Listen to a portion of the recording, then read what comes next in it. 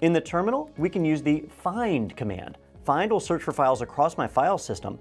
I need to tell it where to look. I'm going to look in my current directory. I'm in my home directory. You might say slash for looking in root, or tilde slash to look in your home directory, whatever way it is you want to reference your directory. From there, I need to say dash name, and then the name of the file I'm looking for. I want to find pictures, so I'm going to look for star.jpg. When I do that search, it goes through and it finds the pictures.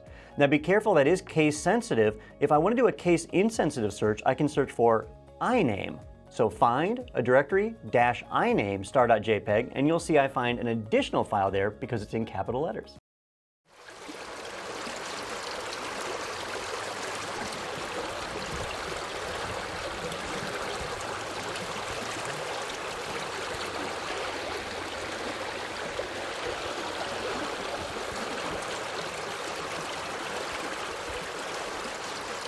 If you want to read a detailed guide related to this video, I have the link in the video description.